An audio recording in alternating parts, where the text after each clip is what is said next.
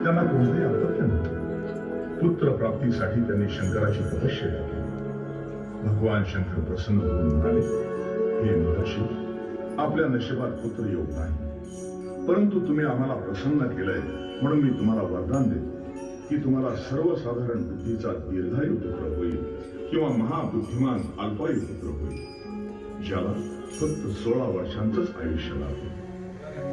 मृकंडू ऋषींनी महाबुद्धिमान अल्पायू पुत्राची निवड केली।